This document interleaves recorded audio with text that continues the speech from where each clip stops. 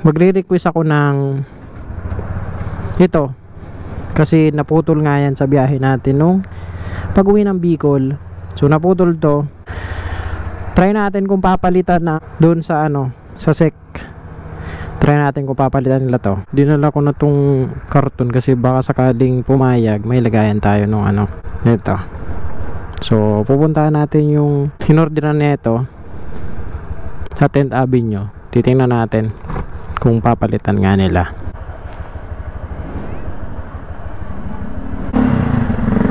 Avenue. Ayan, yan nga. SEC Moto Supply. 2 months pa lang yung tinatagal nitong na to, bracket natin. Pero nung nasira siya, lang, wala pa nga 1 buwan, sira na. Kasi nga yung pagkasira niyan, pagbiyahe natin pa Bicol direction. 29 minutes. Grabe, parang mapag nga. Makulimlim yung panahon natin.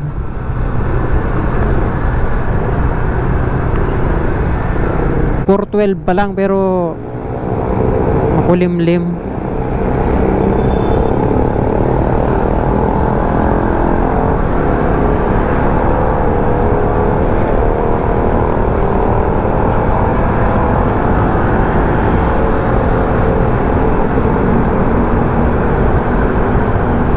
Ito na yun. Ito na nga. Ayan.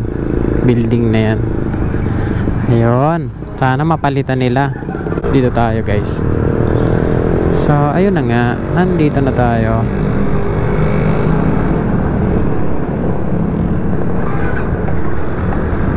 So ayun na nga. Uwi na tayo. Yung corner bump kasi papalitan pa nila. So pinalitan naman yung bracket. Yun ang kagandahan, napalitan din. Kinuha yung kontak ko, tatawagan na lang nila ako pag naayos na. Ayun guys, babalikan na lang natin kasi papalitan pa yung mga corner bump noon.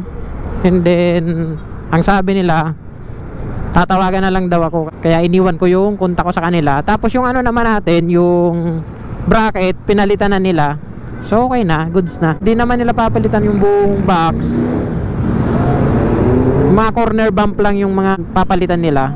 So ayun, pauwi na tayo. Bali, ini-expect ko bukas maayos na. So ayun, babalik na lang tayo dito guys. Nakuha ko na pala guys. Nakuha ko na yung pinaayos natin na top box.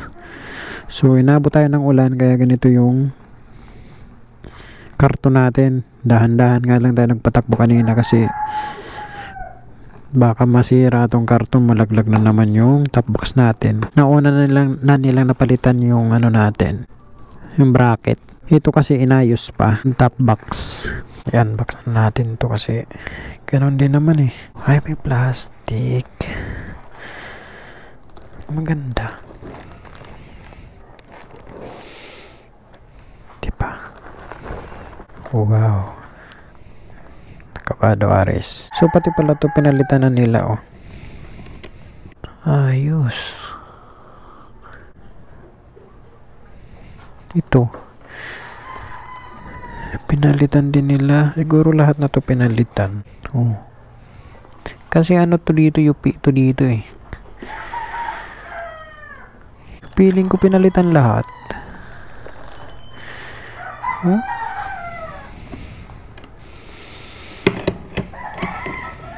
UP ito dito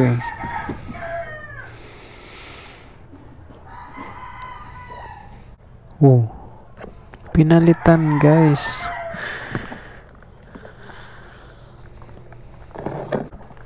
Pinalitan ba?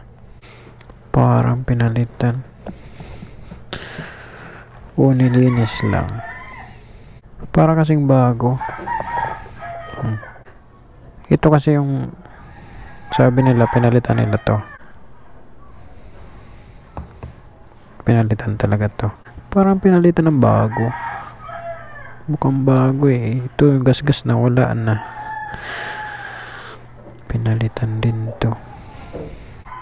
Feeling ko talaga pinalitan ng bago to. Nice. So yun, maganda. Yeah.